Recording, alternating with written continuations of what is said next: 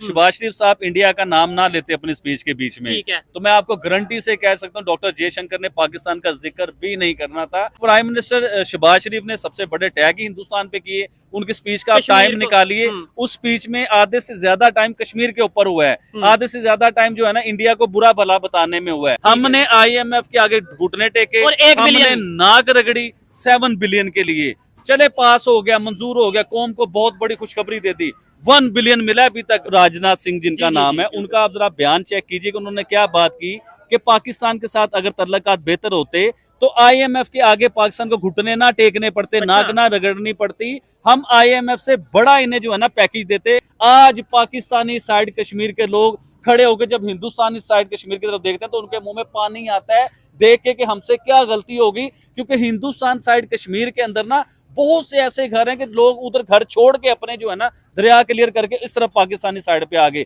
आज भी वो घर उसी तरह ही पड़े हुए हैं जो साहब, उसमें बर्तन भी उसी तरह ही पड़े हैं, हांडियां भी उसी तरह ही पड़ी हैं, वो घर ढांचे उसी तरह ही खड़े हैं, उसमें कोई कब्जा नहीं हुआ। इसराइल के PM जो हैं उन्होंने यूनाइटेड नेशन के बीच में जो खिताब किया वो खिताब सुना है आपने? बिल्कुल बिल्कुल, मैं समझ गया। उन्होंने 2 नक्शे पकड़े हुए थे, दो नक्शे थे, एक पे ग्रीन कलर था और एक पे ब्लैक कलर था। अच्छा, उसमें अच्छे और बुरे तो बताए गए, पाकिस्तान का नाम किस जगह पे था आप बताओ? आप पाकिस्तान का पूछ ना, पाकिस्तान की वर्थ कहाँ है, पाकिस्तान कहाँ पे है? तो पाकिस्तान का नाम ना अच्छों में था ना बुरों में था। उन्होंने ये बताया कि हम आपको गिनते ही नहीं है किसी भी चीज में, आपकी वैल्यू ये है। 15 साल की गवर्नमेंट में प्राइम मिनिस्टर नरेंद्र मोदी मुसलमानों के इतने खिलाफ होता है ये शख्स, तो आज इसने पूरी दुनिया में मुसलमानों की जंगें चल रही हैं, तो वो तो फायदा उठा सकते थे। पूरी दुनिया में मुसलमानों को मार पड़ रही है, वो तो फायदा उठा सकते थे। इन्होंने तो उल्टा विजिट की है। फिर उसके बाद पाकिस्तान ब्लैक लिस्ट के करीब आ गया हुआ था, वो तो बड़ा जबरदस्त फायदा उठा सकते थे।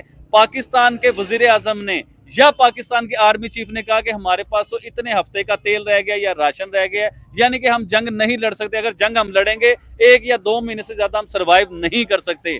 तो जब भी हिंदुस्तान के प्राइम मिनिस्टर ने पाकिस्तान पे कब्जा या झगड़ा या जंग करने की कोशिश नहीं की, जब वो कत्ल किया गया तो इंडिया साइड कश्मीर में बकायदा प्रोटेस्ट हुआ है, ये कहा गया कि भाई फलस्तीन के साथ हम खड़े हैं, यानी कि इसका मतलब वो इंडियन गवर्नमेंट ने उन्हें कुछ नहीं कहा कि भाई अब ठीक है आपको आजादी दी हुई है ना। अगर आप ये सोच रहे हैं कि प्राइम मिनिस्टर नरेंद्र मोदी पाकिस्तान आएंगे, ऐसा कुछ नहीं होगा। अगर आप सोच रहे हैं कि जयशंकर पाकिस्तान आएंगे, ऐसा कुछ नहीं होगा। अगर आप सोच रहे हैं कि आदित्यनाथ पाकिस्तान आएंगे, ऐसा कुछ नहीं होगा। नहीं, उन्होंने तो बोला हम आएंगे, उन्होंने इसी बात पे बोला हम आएंगे, लेकिन कश्मीर की बात की थी। हिंदुस्तान में एक दोस्त है मेरा, अच्छा, वो मेरे पीछे पड़ा हुआ है। इवन के उसने मेरी ID में से मेरे भाई का नंबर निकाला और उसने फिर जाके मेरे भाई को फोन किया। उसने कहा कि आबिद भाई की आप साइड बनाए, वो तो बात सुनते नहीं है। मैं हिंदुस्तान की दिवाली के ऊपर जो है ना इन्हें एक सरप्राइज देना चाहूंगा हिंदुस्तानियों को। अच्छा, आबिद भाई की शॉप के कपड़े अगर आप अपने बच्चों को पहनाना चाहते हैं, आए हाय दुकानदारी भी करते हैं ना साथ साथ। वो कैसे पॉसिबल? मैं पॉलिसी बताता हूँ। अच्छा, मैं एक साइड बना रहा हूँ, उस साइड के ऊपर जो है ना ऑनलाइन परचेजिंग करवाएंगे आपको, लेकिन हिंदुस्तान आपको पता है इधर से कोई चीज जा नहीं सकती और उधर से कोई चीज आ नहीं सकती। जी तो दोस्तों, मैं हूं सुहेब चौधरी और आप देख रहे हैं मेरा और आपका YouTube channel real entertainment TV. आज फिर बहुत दिनों बाद आबिद अली भाई हमारे साथ मौजूद हैं। टॉपिक के ऊपर तो इनसे बात करेंगे। इंडियन फॉरेन मिनिस्टर इस टाइम यूनाइटेड नेशन की जनरल असेंबली में उन्होंने स्पीच की, पाकिस्तान का जिक्र किया, उसके ऊपर भी बात करेंगे। राजनाथ सिंह जो कि इंडिया के डिफेंस मिनिस्टर हैं, उन्होंने भी पाकिस्तान को एक मैसेज दिया, उसके ऊपर भी बात करेंगे। कश्मीर में योगी आदित्यनाथ ने एक स्टेटमेंट दी, पाकिस्तान को एक मैसेज दिया, उसके ऊपर भी बात करेंगे। लेकिन पहले जो मैं भी पूछना चाहता हूँ और शायद आप भी पूछना चाहते होंगे, आबिद भाई के पास कौन सा ऐसा जादू का तोता, जादू की चिड़िया है कि जो प्रेडिक्शन करते हैं ऑलमोस्ट सच साबित हो जाती है। इन्होंने बोला कि इंडिया फाइनल में पहुंचेगा, वो फाइनल में पहुंचा। इन्होंने बोला कि कश्मीर में जो इंडिया साइड कश्मीर में इलेक्शन हो रहे हैं 60% वोटिंग होगी, वो 60% से ज्यादा वोटिंग हुई, क्या बात है। फिर इन्होंने बोला रिसेंटली पिछली वीडियो में ऑलमोस्ट बोला था कि भाई पाकिस्तान के प्राइम मिनिस्टर जब यूनाइटेड नेशंस में जाएंगे तो 2 ही मुद्दे रखेंगे, 2 ही टॉपिक्स पे बात करेंगे। एक वो कहेंगे कि भाई हमें $7 बिलियन दे दो, पैसे दे दो, और दूसरा वो कहेंगे जी कश्मीर में जुल्म, कश्मीर में जुल्म। और सेम वैसा ही हुआ है। इस पे सबसे पहले आबिद भाई मुझे बताएं कैसे आप? जी अल्हम्दुलिल्लाह। अब मुझे इस सवाल का पहले जवाब दें, टॉपिक की तरफ बाद में आएंगे। क्या सीन है, आपको पता किधर से लगता है? चलो एक दफा तुक्का लगता है बंदे का, 2 दफा तुक्का लगता है, आप तो क्या बात नहीं चोसा, एक्चुअली ऐसा कुछ भी नहीं है, ना तुक्का है ना कुछ है। देखें, मैं पाकिस्तान का मीडिया भी देखता हूँ और पाकिस्तान के साथ मैं इंटरनेशनल मीडिया भी देखता हूँ। कोई भी अक्लमंद हो जो सारी खबरें देखता होगा तो वो यही बात करेगा जो मैंने की है। मैंने कोई स्पेशल बात नहीं कर दी, ना जादू की चिड़िया मेरे पास है, ठीक है। ना जादू का तोता मेरे पास है। ठीक है। जब आप धड़ल्ले से सच बोलना जानते होगे, सच के ऊपर जब आप बात करोगे और आप इंटरनेशनल मीडिया देख रहे होगे, आपका दिमाग खुद ये सवाल बनाएगा। और ये चीज मैंने कोई झूठ तो नहीं कहा। आप पिछले 2-3 बार के आप देख ले यूनाइटेड नेशन के जो इजलास हुए हैं, तो उसमें पाकिस्तान के जो भी वजीर आजम गए उन्होंने जाके सिर्फ कश्मीर का ही रोना रोया है। अब मुझे ये बताएं, कश्मीर का रोना रोने से क्या कश्मीर आपने आजाद करवा लिया है? या यूनाइटेड नेशन आपके साथ खड़ी हुई है? ये जितने 200-250 मुल्क उधर इकट्ठे होते हैं, क्या उन्होंने आपके साथ मिलकर कश्मीर को हल करवा लिया है? इसका हल कोई भी नहीं है, कोई मसला नहीं है। ये सिर्फ कश्मीर में उसका जो रोया जाता है ना, वो उसमें भी उसके पीछे मकसद होते हैं। ठीक है, अच्छा टॉपिक पे आते हैं। आबिद भाई मुझे बताएं, Indian foreign minister doctor Jaishankar जिन्हें उनकी जहानत की वजह से पूरी दुनिया में जाना जाता है, उन्होंने यूनाइटेड नेशन में पाकिस्तान को बाकायदा तौर पे मैसेज दिया या पाकिस्तान को बताया है और पूरी दुनिया के सामने ये बात किया कि भाई पाकिस्तान की अगर जीडीपी आपने चेक करनी है तो वहां पे दहशतगर्दी चेक कर लें। क्या कहना चाहेंगे इसके ऊपर? ये तो समझ लें कि बड़ी इंसल्ट वाली बात है। देखिए जो इंसल्ट वाली बात बिल्कुल है, और तकलीफ भी होती है इस चीज को सुन के कि यार किसी भी मुल्क का वजीर आजम या उसका मिनिस्टर हमारे मुल्क को दहशतगर्द के, हमें तकलीफ होती है चीज को लेके। लेकिन आपने डॉक्टर जयशंकर की तो बात हमें बताई कि डॉक्टर जयशंकर ने यूनाइटेड नेशन की असेंबली के बीच में खड़े होकर पाकिस्तान को दहशतगर्द कहा या पाकिस्तान को दहशतगर्द की फैक्ट्री कहा। लेकिन मैं आपसे मेन मुद्दे के ऊपर आना चाहता हूँ। आप ये बताइए, डॉक्टर जयशंकर ने पहले खिताब किया या पाकिस्तान के वजीर आजम ने पहले खिताब किया? प्राइम मिनिस्टर शहबाज शरीफ ने पहले प्राइम मिनिस्टर शहबाज शरीफ ने पहले खिताब किया। ठीक है। अब प्राइम मिनिस्टर शहबाज शरीफ का खिताब जो है ना यूनाइटेड नेशन की असेंबली के बीच में, वो जरा गौर से निकालिए और गौर से सुनिए कि उसके बीच में उन्होंने क्या कहा, डॉक्टर जयशंकर ने क्या कहा। अब मैं समझाता हूँ आपको उन्होंने क्या कहा। देखिए, पाकिस्तान के प्राइम मिनिस्टर ने उधर जाके कहा कि हम लोग दहशतगर्दी के बीच में रहते हैं, दहशतगर्द से लड़ रहे हैं, दहशतगर्दी के साथ हमने जंग लड़ी। यानी कि उन्होंने तस्लीम किया इस चीज को लेके कि पाकिस्तान में दहशतगर्दी होती है और दहशतगर्दी का सिलसिला पाकिस्तान में है। देखिए, उन्होंने जरबे अजम का भी उसके बीच में इशारा दिया। उन्होंने ये अभी जो जो है सारा कुछ उसके ऊपर भी उन्होंने कहा। और उससे पहले पाकिस्तान का मेनस्ट्रीम मीडिया, पाकिस्तान के मेनस्ट्रीम मीडिया के चैनल, किसी भी चैनल को आप हाथ नहीं लगाए तो वो चैनल बताता था कि बलोचिस्तान में दहशतगर्दी हो रही है। बलोचिस्तान के बीच में जो है ना इतने दहशतगर्द आ चुके हुए कि हमारे फोर्सेस के लोगों को मार रहे, इवन के जवानों को जो है ना वो किडनैप भी कर लेते हैं। नो डाउट ये खबर प्रॉपर चली थी कि भाई पाकिस्तान में फोर्सेस के जवानों को उठाया गया और उन्हें तालिबान आए उठा के ले गए। क्या कहना चाहेंगे आबिद भाई? अब मतलब लेट्स सपोज मैं ये कहूँ कि यार बड़ी शर्मिंदगी हो रही है, पूरी दुनिया में हमें दहशतगर्द कहा जा रहा है, मैं कैसे इन्हें जो सब बताऊं कि तो साहब देखिए, पूरी दुनिया अगर दहशतगर्द कह रही है तो वो मामला हो भी तो रहे हैं। अभी अगस्त के महीने में देख लें, दहशतगर्दों ने 250 के करीब पाकिस्तान में मौतें हुई। सिर्फ अगस्त के महीने की आपको बात बता रहा हूं, दहशतगर्दी की वजह से 250 के करीब मौतें हुई हैं पाकिस्तान के बीच में। तो दहशतगर्दी तो पाकिस्तान में हो रही है। पाकिस्तान के वजीर आजम भी कहते हैं पाकिस्तान में दहशतगर्दी होती है, हमारे फॉरेन मिनिस्टर भी कहते हैं, हमारे मेनस्ट्रीम मीडिया भी कहते हैं। तो हिंदुस्तान के भी जो है ना वजीर ने ये बात की है, तो भाई कोई ना मामला है तो अगले कर रहे हैं ना ये बात। ठीक हो गया आबिद भाई, ये तो उनके मिनिस्टर ने, फॉरेन मिनिस्टर ने बात की। और दूसरे नंबर पे ये उन्होंने रिप्लाई दिया था, जो मेरा ख्याल है, क्योंकि पहले शहबाज शरीफ साहब ने स्पीच की और तकरीबन 20 दफा उन्होंने इंडिया का, कश्मीर का जिक्र किया। आपको इधर एक बात करना चाहता हूँ, शहबाज शरीफ साहब इंडिया का नाम ना लेते अपनी स्पीच के बीच में, तो मैं आपको गारंटी से कह सकता हूँ डॉक्टर जयशंकर ने पाकिस्तान का जिक्र भी नहीं करना था।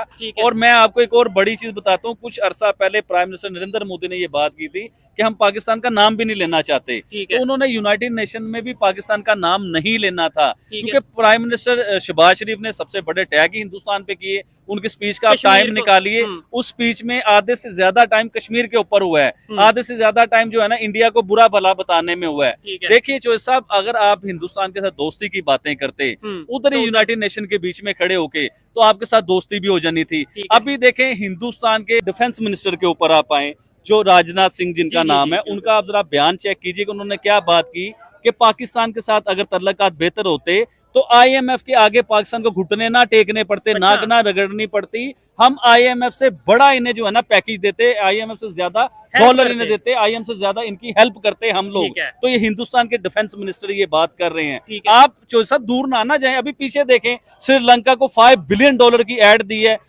है, जो भी दिया है हिंदुस्तान ने किया। इससे पहले जो है बांग्लादेश की हेल्प की, इससे पहले नाइजीरिया की हेल्प की, अफगानिस्तान की हेल्प की, बहुत से अपने नेबर कंट्री की वो हेल्प करते हैं। क्या पाकिस्तान की हेल्प वो ना करते? देखिए, हमने हिंदुस्तान को हमेशा कश्मीर को लेके मामला बिगाड़े हम लोगों ने। दुश्मनी हिंदुस्तान को हमेशा हमने दुश्मन तस्वर किया। आपको ये देखना चाहिए था कि हिंदुस्तान तरक्की के कौन से रास्ते पे चला गया हुआ है, और आपने जो चाइना से मदद लेनी है, जो IMF से मदद लेनी है, जो सऊदी अरेबिया से मदद लेनी है, देखें चाइना, सऊदी अरेबिया, IMF ये सब बाद में आते हैं, हिंदुस्तान पहले आते हैं, क्योंकि आप हिंदुस्तान के साथ रहते थे, आप खाते थे, आप पीते थे। हिंदुस्तान में बहुत से लोग हैं जिनके रिश्तेदार पाकिस्तान में हैं, पाकिस्तान में बहुत से लोग हैं जिनके रिश्तेदार हिंदुस्तान के बीच में हैं। तो हमारी रिश्तेदारी सबसे पहले हिंदुस्तान के साथ थी, तो हमें चाहिए था कि हिंदुस्तान से मदद मांगते, उससे हेल्प मांगते। देखे हिंदुस्तान आपके साथ चाइना की तरह ना करता, चाइना ने अपनी प्रोडक्ट आपको दी, हिंदुस्तान अपनी इंडस्ट्रीज आपके मुल्क में लगाता, आपको कामयाबी के रास्तों पे लेके जाता, आपको मांगना ना पड़ता। यानी एड नहीं ट्रेड करता। जी हाँ, एड नहीं ट्रेड होती, और हिंदुस्तान ने आपकी प्रॉपर हेल्प भी कर। देखे ना, आप किस तरह कह सकते हैं कि हिंदुस्तान पाकिस्तान की हेल्प नहीं करेगा, या हिंदुस्तान ने पाकिस्तान की हेल्प नहीं करनी थी। आप देखेंगे बांग्लादेश की हेल्प नहीं की हिंदुस्तान ने, बांग्लादेश की बिजली तक हिंदुस्तान बनाता है। मालदीव जो जिसने हिंदुस्तान को बुरा भला भी कहा था, लेकिन फिर भी मालदीव की हेल्प की। अभी श्रीलंका में देखें $5 बिलियन की बात हो रही है कि हिंदुस्तान ने हेल्प कर दी है। हमने IMF के आगे घुटने टेके, हमने नाक रगड़ी 7 बिलियन के लिए। चले पास हो गया, मंजूर हो गया, कौम को बहुत बड़ी खुशखबरी दे दी। 1 बिलियन मिला अभी तक, उधर 5 बिलियन मिल चुके हुए हिंदुस्तान की तरफ से। और फिर अगर कश्मीर की बात करें, ये भी उनके एक मिनिस्टर ने स्टेटमेंट दी है, उन्होंने बकायदा तौर पे ये बोला है कि पाकिस्तान कश्मीर तो करता है, लेकिन जितना अभी IMF से बेल आउट पैकेज लेने गया ना पाकिस्तान $7 बिलियन, उससे 7 गुना ज्यादा, उससे 9 गुना ज्यादा जो है उन्होंने जम्मू एंड कश्मीर में इन्वेस्टमेंट के लिए लगा दिया है। कश्मीर के इलेक्शन के ऊपर भी आपसे बात करना चाहूंगा, और कश्मीर के ऊपर भी बात करना चाहूंगा। योगी आदित्यनाथ, आपने नाम सुना होगा, CM योगी आदित्यनाथ का नाम आपने सुना होगा, बहुत बड़ा नाम है, ब्रांड है वो। अच्छा, वो उन्होंने कश्मीर का दौरा किया। सिर्फ उन्होंने कश्मीर का दौरा नहीं किया, आप पिछले 1 साल में या 6 महीने में निकाल के देखें, हिंदुस्तान के बहुत बहुत बड़े मिनिस्टर, इवन के हिंदुस्तान के प्राइम मिनिस्टर भी कितनी बार हिंदुस्तान का दौरा कर, हिंदुस्तान साइड कश्मीर का दौरा कर चुके हुए हैं। तो इसी तरह ही जो है योगी आदित्यनाथ जो है, उन्होंने कश्मीर का दौरा किया, उधर जाकर उन्होंने इलेक्शनों की बात भी की। अच्छा, उन्होंने एक उधर बहुत बड़ा बयान दिया कि जिस तरह हम इस कश्मीर में खड़े हुए हिंदुस्तान साइड कश्मीर पे, इस तरह हम पाकिस्तानी साइड कश्मीर पे भी आ रहे हैं, यानी कि हम आ जाएंगे उधर। अच्छा, दूसरा उन्होंने एक बहुत बड़ी बात की इस चीज को लेके, उन्होंने कहा जी कि जिस तरह ये हमारे साइड कश्मीर पे फेयर और साफ इलेक्शन हुए हैं, तो इस तरह कश्मीरी अवाम भी चाहती है पाकिस्तान साइड की कि इस तरह के इलेक्शन हो, इस तरह की कारकर्दगी हो, इस तरह के मामला। तो जिस तरह हिंदुस्तान साइड का कश्मीर तरक्की कर रहा है, इस तरह पाकिस्तानी साइड के लोग भी चाहते होंगे कि पाकिस्तानी साइड का कश्मीर भी तरक्की करे, वो भी कामयाब हो। यानी कि उनका बताने का मकसद ये था कि आज पाकिस्तानी साइड कश्मीर के लोग खड़े होकर जब हिंदुस्तानी साइड कश्मीर की तरफ देखते हैं, तो उनके मुंह में पानी आता है देख के कि हमसे क्या गलती होगी, क्योंकि हिंदुस्तान साइड कश्मीर के अंदर ना बहुत से ऐसे घर हैं कि लोग उधर घर छोड़ के अपने जो है ना दरिया क्लियर करके इस तरफ पाकिस्तानी साइड पे आ गए। आज भी वो घर उसी तरह ही पड़े हुए हैं जो साहब, उसमें बर्तन भी उसी तरह ही पड़े हैं, हांडियां भी उसी तरह पड़ी हैं, वो घर ढांचे उसी तरह ही खड़े हैं, उसमें कोई कब्जा नहीं हुआ। आप पाकिस्तान में कोई जगह ऐसे ही छोड़ दें, यकीन कीजिए जो साहब, चाहे वो कश्मीर हो चाहे वो लाहौर हो, तो उसके ऊपर कब्जा हो जाएगा, उस पर कत्लो गारत हो जाएगी, नस्लों की नस्लें मार दी जाती हैं। ठीक हो गया। इस बात में देखें, ये चीजें हम अक्सर देखते हैं, कब्जा माफिया लाहौर में भी और पूरे पाकिस्तान में भी, शायद इंडिया में भी होगा, ये तो आपने कमेंट बॉक्स में बताना है, मुझे वहां का आइडिया नहीं है, लेकिन मेरे ख्याल से जो मूवीज वगैरह देखते हैं वहां पे होगा। अब बात आबिद भाई हम ये करते हैं, पाकिस्तान की इस टाइम वर्थ क्या है? मतलब मैं अगर पूछूं कि हाँ भाई पाकिस्तान जो भी है आज बुरे हालात हैं, इकॉनमी नहीं है, ये नहीं है, लेकिन फिर भी एटॉमिक पावर तो है ना, लेकिन एटॉमिक पावर है तो क्या वर्थ है? पूरी दुनिया डर रही है। जो साहब पाकिस्तान की वर्थ और वैल्यू मैं आपको बताऊं, फिर आपको बुरा लगेगा अगर मैं बताऊंगा, तो चले फिर भी बताते हैं। अच्छा, इसराइल के PM जो हैं, उन्होंने यूनाइटेड नेशन के बीच में जो खिताब किया, वो खिताब सुना है आपने? बिल्कुल बिल्कुल, मैं समझ गया। उन्होंने 2 नक्शे पकड़े हुए थे, दो नक्शे थे, एक पे ग्रीन कलर था और एक पे ब्लैक कलर था, उसपे दुनिया के मैप थे या मुल्कों के मैप थे उसके बीच में। अच्छा, उसके बीच में उन्होंने बताया कि ये जो कंट्रीज है ना जिसके ऊपर ब्लैक कलर का निशान है, ये दुनिया के लिए नासूर है या अजाब है या बुरा है या खतरा है दुनिया के लिए। उसमें जो कंट्रियों के नाम थे मैं नहीं लेना चाहूंगा, वो आप खुद ले लीजिएगा। ईरान था, इराक था, इस देखिए मैं मुसलमानों की कंट्रियां थी, मैं नाम नहीं लेना चाह रहा था। तो उन्होंने दुनिया के बीच में बताया कि ये नासूर है दुनिया के लिए ये मुल्क जो है। और एक तरफ उन्होंने ग्रीन कलर किया हुआ था, जो बताया कि दुनिया के लिए जन्नत जैसे मुल्क हैं, यानी Blessing कि है। ब्लेसिंग है, दुनिया के लिए फायदे वाले मुल्क हैं, ठीक है। फ्रेंडशिप वाले हैं, अच्छे मुल्क हैं ठीक है। और बहुत ही अच्छे मुल्क हैं, जिसके बीच में सऊदी अरेबिया भी है, जिसके बीच में इंडिया भी है, ठीक है। जिसके भी काफी कंट्रीज हैं, इजिप्ट उसके भी बीच है, में ठीक। इजिप्ट भी है, सऊदी अरेबिया देखे ना कि सऊदी अरेबिया को कहा गया कि ये दुनिया के लिए बेहतरीन मुल्क है, ब्लेसिंग कह दिया गया। इधर मैं एक चीज क्लियर करना चाहता हूँ कि एक साइड पे सऊदी अरेबिया वो भी इस्लामिक कंट्री, उसे इसराइल ने ब्लेसिंग बोल दिया, दूसरी साइड पे ईरान इराक वो भी इस्लामिक कंट्री, उन्हें अजाब बोल दिया गया। अच्छा, दो अच्छा, नक्शों में प्रॉपर उन्होंने दुनिया के अच्छे और बुरे मुल्क अपनी तरफ से देखे, हमारी तरफ से नहीं, हाँ, उन्होंने अपनी उनकी तरफ वो से बात बताया है जो आप कि बता ये रहे हैं। दुनिया के बेहतरीन कंट्रीज हैं और ये दुनिया के लिए अजाब हैं कंट्रीज, ठीक यानी है। कि उनका बताने का मकसद ये था। अच्छा, उसमें अच्छे और बुरे तो बताए गए, पाकिस्तान का नाम किस जगह पे था आप बता, आप पाकिस्तान का पूछ ना, पाकिस्तान की वर्थ कहाँ है, ठीक है। पाकिस्तान कहाँ पे है, तो पाकिस्तान का नाम ना अच्छों में था ना बुरों में था। उन्होंने ये बताया कि हम आपको गिनते ही नहीं है किसी भी चीज में, आपकी वैल्यू ये है, पाकिस्तान की वैल्यू ये बताई गई है। हम तो यहाँ पे कहते हैं अगर इसराइल किसी से डरता है तो हम वो तो- वाहिद इस्लामिक कंट्री पाकिस्तान है, क्योंकि एटॉमिक हमारे पास एटम बम है ना, तो हाँ। बताते हैं कि पाकिस्तान की मुसलमानों की पहली ऐसी कंट्री है जिसके पास एटम बम है। तो इसराइल जो है वो डरता है। पाकिस्तान के नाम से कांपता है, डरता है। आज उसने बता दिया कि हम तो आपको भाई गिनते भी नहीं है किसी जगह पे, ठीक है। आपका नाम लेना तो बड़ी दूर की बात है। ना अच्छों में उसने नाम लिया पाकिस्तान का, ठीक है। ना बुरों में नाम लिया, यानी कि उसने बताया कि हम आपको इस तरह इग्नोर करते हैं, आपका नाम ही नहीं लेते हम लोग। ठीक है, ये बड़ी सोचने वाली बात है और मैं समझता हूँ इसके ऊपर पाकिस्तान के मेन स्ट्रीम मीडिया को डिस्कस करना चाहिए कि कहीं ऐसा तो नहीं है कि जैसे हम अपना ऑफिशियली ये कहते हैं कि इसराइल को हम कंट्री नहीं मानते, वैसे ही शायद उन्होंने भी ये कह दिया हो कि हम अब ऑफिशियली पाकिस्तान को कंट्री नहीं मानते। शायद ये भी इसका एक लॉजिक हो सकती है, रीजन हो सकती है। मुझे बताएं, इसराइल ने ये जो अपने 2 मैप शो किए हैं उसमें इंडिया को ब्लेसिंग बोला, लेकिन देखा जाए तो वो तो इंडिया के प्राइम मिनिस्टर फलस्तीन के प्राइम मिनिस्टर के साथ खड़े हुए हैं और उन्हें बोला कि हम आपके साथ हैं इंसानियत की बुनियाद पे। इसका मतलब यह है कि इंडिया ऐसा कंट्री है जो फलस्तीन के साथ भी है और इसराइल के। एक्चुअली इंडिया की जो पॉलिसीज है ना, वो पॉलिसीज बड़ी कमाल की हैं, वो पूरी दुनिया में उनकी पॉलिसीज मानी भी जाती है, लोग उनकी कॉपी भी करते हैं। हिंदुस्तान बिगाड़ता किसी के साथ नहीं है, वो कहता है यार हम बिजनेसमैन हैं, हमारी किसी के साथ जंग नहीं है, किसी के साथ लड़ाई नहीं है, हमारे साथ बिजनेस करें, तरक्की करें, टेक्नोलॉजी की बात करें, हमारे साथ चांद पे जाने की बातें करें, हमारे साथ जंगों की बातें ना करें। ये आप ये देखें ना कि आज हिंदुस्तान को प्राइम मिनिस्टर नरेंद्र मोदी को 10 साल का टेन्योर पूरा किया, आगे 5 साल का टेन्योर भी अपना वो पूरा करेंगे, यानी कि 15 साल की गवर्नमेंट में प्राइम मिनिस्टर नरेंद्र मोदी मुसलमानों के इतने खिलाफ होता है ये शख्स, तो आज इसने पूरी दुनिया में मुसलमानों की जंगें चल रही हैं, तो वो तो फायदा उठा सकते थे। पूरी दुनिया में मुसलमानों को मार पड़ रही है, वो तो फायदा उठा सकते थे। इन्होंने तो उल्टा विजिट किए हैं। फिर उसके बाद पाकिस्तान ब्लैक लिस्ट के करीब आ गया हुआ था, वो तो बड़ा जबरदस्त फायदा उठा सकते थे। पाकिस्तान के वजीर आजम ने या पाकिस्तान के आर्मी चीफ ने कहा कि हमारे पास तो इतने हफ्ते का तेल रह गया या राशन रह गया, यानी कि हम जंग नहीं लड़ सकते, अगर जंग हम लड़ेंगे 1 या 2 महीने से ज्यादा हम सरवाइव नहीं कर सकते। तो जब भी हिंदुस्तान के प्राइम मिनिस्टर ने पाकिस्तान पे कब्जा या झगड़ा या जंग करने की कोशिश नहीं की, इसका मकसद क्या साबित करता है? इसका मकसद ये साबित करता है कि हिंदुस्तान बिल्कुल भी जंग के मूड में नहीं है। वो सिर्फ पाकिस्तान नहीं, दुनिया के किसी भी मुल्क के साथ वो जंग के मूड में नहीं है, चाहे वो चाइना हो। चाइना से याद आया, चाइना जिसके साथ हिंदुस्तान की बड़ी पीछे चल रही थी बात, आपको पता होगा बॉर्डर के मसले थे और लद्दाख का बहुत बड़ा इशू चल रहा था लद्दाख को लेके। तो आपको आइडिया नहीं कि चाइना भी घुटने टेक चुका हुआ है अब, और चाइना भी हिंदुस्तान, सर 100% बता रहा हूँ आपको, चाइना हिंदुस्तान के साथ फ्रेंडशिप करने पे आ चुका हुआ है। आइडिया उसे ये हो चुका हुआ है चाइना को कि हमने अगर बिजनेस करना है, अगर दुनिया में बड़ी इकोनॉमी रहना है, दुनिया की पहली इकोनॉमी रहना है, तो हिंदुस्तान के साथ बना के चलना पड़ेगा, क्योंकि आने वाले टाइमों में हिंदुस्तान चाइना को बीट करता हुआ नजर आ रहा है। चाइना को ये बातें समझ आ चुकी हुई हैं कि आने वाले टाइमों में चाइना जो है 2nd नंबर या 3rd नंबर पे आ जाएगा।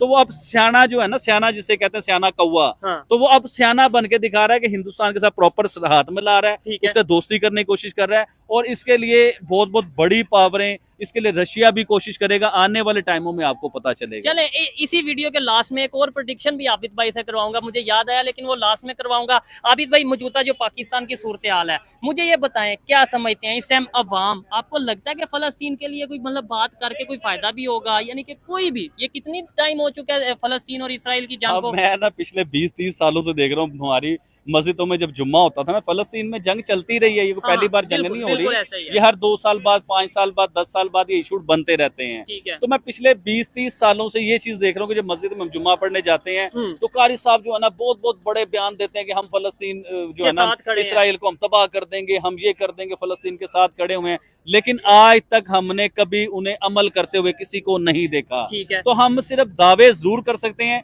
यूनाइटेड नेशन में खड़े होकर हम ये इसराइल की या फलस्तीन की बात जरूर कर सकते हैं, लेकिन अमल हम लोग नहीं कर सकते, क्योंकि अमल करने के लिए एक पावर होनी चाहिए, खुद मुख्तियार होना चाहिए इंसान को। आपने जो बोला है ना, मैं इधर थोड़ी करेक्शन भी करूं आबिद भाई की, नो डाउट इन्होंने बात की है। हम भी पहले देखते थे कि हर जुम्मा, हर नमाज के बाद मस्जिद में कारी साहब बकायदा दुआ करवाते थे कि या अल्लाह फलस्तीन में जो जुल्म हो रहा है, जो लोग जुल्म कर रहे हैं उन्हें तबाह कर दे, उन्हें बर्बाद कर दे, बकायदा तौर पर जी यहूद नसारा को तबाह बर्बाद कर दे। वो किसी भी कारी साहब की शायद दुआ तो कबूल नहीं हुई, शायद यही सोच के उन्होंने अब दुआ करना छोड़ दिया। ये मैं प्रॉपर बात कर रहा हूँ, मैं सब की बात नहीं कर रहा, ओवरऑल कर रहा हूँ, मैं आपको लॉजिकल बात बताता हूँ। इंडिया साइड कश्मीर में ये अभी हिजबुल्लाह का जो लीडर जिसको कत्ल कर दिया गया है, हसन नसरुल्लाह की बात कर रहे हैं, उनके जब वो कत्ल किया गया तो इंडिया साइड कश्मीर में बकायदा प्रोटेस्ट हुआ है। ये कहा गया कि भाई फलस्तीन के साथ हम खड़े हैं, यानी कि इसका मतलब वो इंडियन गवर्नमेंट ने उन्हें कुछ नहीं कहा कि भाई अब ठीक है, आपको आजादी दी हुई है ना, ठीक है। पाकिस्तान साइड कश्मीर में तो मेरी बात सुने, कोई पाकिस्तान साइड कश्मीर तो दूर की बात, इधर लाहौर में कोई प्रोटेस्ट आपने देखा है? अच्छा। इसका मतलब है हम खामोश हो गए हैं।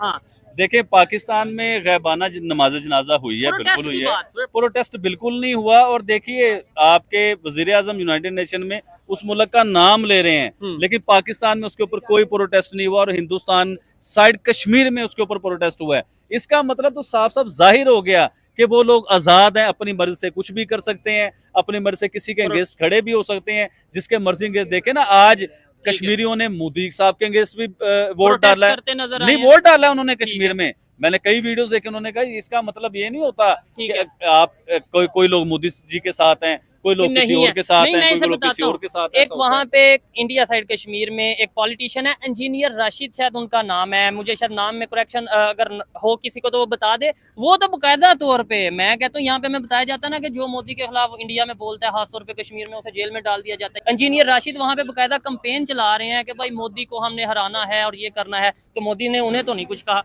देखें इंडिया साइड कश्मीर में हिंदुस्तान के बहुत ज्यादा जर्नलिस्ट इस टाइम उधर गए हुए हैं, ठीक है। मैंने उनकी 1-2 वीडियो भी देखी। देखे आपको पता है कि मीडिया से मैं बड़ा दूर हुआ हूँ, ना इतना मीडिया पे वर्क कर रहा हूँ, ना मैं इतनी स्टडी कर रहा हूँ, तो 1-2 वीडियो मैंने उनकी देखी थी। तो उसमें मैंने जब इंडिया साइड कश्मीर के लोगों की जब मैंने बात सुनी ना, देखिए आपको आइडिया होगा कि आप हमारे साइड कश्मीर पे जब गए तो उधर आपने लोगों से बात करने की कोशिश की, तो लोग डरते थे बात करने से कि यार हम कोई बात करेंगे कोई इशू बन जाएगा, लेकिन उनके लोग खड़े होकर बात भी कर रहे हैं। कई लोगों को मैंने प्राइम मिनिस्टर नरेंद्र मोदी के अगेंस्ट बात करते हुए भी सुना, हिंदुस्तानियों ने सुना होगा, और बहुत से लोगों को मैंने सुना, और वो कह रहे थे जी आर्टिकल 370 जो है ना वो हम वापस लेके आएंगे, हम ये करेंगे, ऐसी बातें भी। यानी कि बात बताने का मकसद ये था कि उन्हें इतनी आजादी है, इतनी खुद मुख्तियारी है, फ्रीडम ऑफ स्पीच उधर है कि वो लोग खड़े होकर प्राइम मिनिस्टर नरेंद्र मोदी के अगेंस्ट भी बात कर सकते हैं और अपने हक में भी कर सकते हैं, 370 की भी बात कर सकते हैं, वो सारी बातें कर सकते हैं, उन्हें इतना हक है। आप पाकिस्तान साइड कश्मीर पे गए, आपने मुझे खुद ये बात बताई कि हम लोगों से बात करते थे, लोग डरते थे उधर कहीं एजेंसी तो नहीं आ जाएगी, ये ना हो। जी हाँ, लोग उधर डरते थे, लेकिन अभी हिंदुस्तान के जो जर्नलिस्ट उधर गए उन्होंने बात की, तो लोगों ने उनसे बात की, अपने दिल के हाल सुनाए उन्होंने। वो एक बंदा तो कह रहा था जी शराब खाना खुलेगा, हमें शराब खाना पसंद नहीं है। यानी कि इतना फ्रीडम ऑफ स्पीच है कि कोई भी शख्स अपने मजहब को लेके, अपने रिलीजन को लेके कोई भी बात कर सकता है। ठीक हो गया। चले ये तो आने वाले टाइम में बिल्कुल ये चीजें समझ आएंगी, पाकिस्तान के लोगों को भी अभी ऐसा ऐसा समझ आ रहा है कि हाँ भाई हमें यहाँ पे फ्रीडम ऑफ स्पीच का कहा जाता है, लेकिन हम तो फलस्तीन के हक में भी नहीं यहाँ पे नारे लगा सकते या प्रोटेस्ट कर सकते। और दूसरे नंबर पे मैं ये बात करना चाहूंगा कि पाकिस्तान की इस टाइम जो मौजूदा सूरत हाल है, आपको लगता है कि भाई लेट्स सपोज फलस्तीन के हक में पूरा पाकिस्तान भी रोड पे आ जाए तो नुकसान किसका होगा, इसराइल का होगा या फलस्तीन का? सुन लीजिए भाई, इसराइल को इतना सा भी फर्क नहीं पड़ता, पूरा पाकिस्तान बाहर निकल आए, पाकिस्तानी तोड़फोड़ शुरू कर दें। आपको याद होगा मैकडॉनल्ड तोड़ दिए थे इसी केस के ऊपर, तो क्या फर्क, मैकडॉनल्ड तबाह कर दिए, पाकिस्तान के बीच में तोड़ो फोड़ हुई, अपने अमलाक तोड़ने शुरू कर दिए, हजारों लोग सड़कों पे निकले, कई लोगों की बाइकें तोड़ दी, कई लोगों की गाड़ियां तोड़ दी। तो भाई क्या हुआ, फलस्तीन और इसराइल का क्या हुआ? कुछ भी, कोई एजेंडे में कोई फर्क आया? कुछ नहीं हुआ। पूरा पाकिस्तान बाहर निकल आए, अपने अमलाक तोड़ने शुरू कर दिए। सर जितना मर्जी एहतजाज कर ले पाकिस्तान, उन्हें कोई फर्क नहीं पड़ता, फर्क हमें ही पड़ेगा। उस दिन लोगों की दिहाड़ियां भी टूटेंगी, लोगों के काम कारोबार भी डिस्टर्ब होंगे, ज़हनी परेशान भी होंगे, पाकिस्तान के अमलाक भी टूटेंगे और दुनिया में कोई मैसेज नहीं पहुंच सकता आपका। ये ज़हन में रखिए, क्योंकि हम लोग गुलाम हैं, हम लोग बिके हुए हैं और बिके हुओं की आवाज कोई नहीं सुनता। ठीक हो गया, अच्छा लगा आबिद भाई से बात करके। लास्ट में इनसे प्रेडिक्शन करवानी है मुझे, अब मजा आएगा, मैं हर वीडियो में ऑलमोस्ट इनसे प्रेडिक्शन करवाऊंगा। मुझे ये बताएं, ये 17 तारीख को ऑलमोस्ट सुनने में आ रहा है कि एससीओ की मीटिंग हो रही है पाकिस्तान में, मुख्तलिफ कंट्री, 17 या 18 तारीख को मीटिंग हो रही है, तो मुख्तलिफ जो भी एससीओ के मेंबर हैं वो पाकिस्तान में उनके हेड ऑफ स्टेट आएंगे। क्या इंडियन प्राइम मिनिस्टर जो कि मेंबर हैं एससीओ के वो पाकिस्तान का विजिट करेंगे? या ये बड़ी मुश्किल प्रेडिक्शन है, हाँ ना का जवाब देना है। अच्छा, कोई मुश्किल प्रेडिक्शन नहीं है, बड़ी आसान। अब मुझे लगा आपने बड़ा आसान सवाल पूछ लिया। अच्छा, ना प्राइम मिनिस्टर नरेंद्र मोदी पाकिस्तान आएंगे, ठीक है, ना डॉक्टर जयशंकर पाकिस्तान आएंगे। ठीक है, ये अपना ज़हन बना ले और मेरी प्रेडिक्शन लिख लीजिए आप। ठीक है, आएंगे जरूर, हिंदुस्तान साइड से कोई उनका नुमाइंदा आएगा जरूर, ठीक है, लेकिन MP MNA मतलब छोटी पोस्ट पे या मतलब उनका एक डिप्लोमेट कोई आ जाएगा। हम्म। लेकिन अगर आप ये सोच रहे हैं कि प्राइम मिनिस्टर नरेंद्र मोदी पाकिस्तान आएंगे, ऐसा कुछ नहीं होगा। अगर आप सोच रहे हैं कि जयशंकर पाकिस्तान आएंगे, ऐसा कुछ नहीं होगा। अगर आप सोच रहे हैं कि आदित्यनाथ पाकिस्तान आएंगे, ऐसा कुछ नहीं होगा। नहीं, उन्होंने तो बोला है हम आएंगे, उन्होंने इसी बात पे बोला हम आएंगे, लेकिन कश्मीर की बात की थी। उन्होंने ये नहीं कहा था कि हम एससीओ की किसी मीटिंग के लिए आ रहे हैं। उन्होंने ये बात नहीं कि कश्मीर साइड की बात कर रहे थे। अच्छा, आबिद भाई से आप जो इन्होंने ओपिनियन दिया, आप इसे कितना एग्री कितना डिसएग्री करते हैं, ये तो आपने कमेंट बॉक्स में बताना है। आबिद भाई, लास्ट वीडियो में या उससे पिछली वीडियो में आपने ना अपने यहाँ पे जितने भी आपके प्रोडक्ट्स है आपने रेट बताया था, नीचे कमेंट में लोग कहते हैं यार ये तो बहुत ज्यादा है। नहीं, इसके ऊपर थोड़ा सा एक्सप्लेन करें। मैं एक्सप्लेन करता हूँ। देखें, वो लोगों आपने फिर सारे मैसेज नहीं पढ़े, मैं तो पढ़ता हूँ। अपनी वीडियो के नीचे जो मैसेज होते हैं मैं सारे पढ़ता हूँ।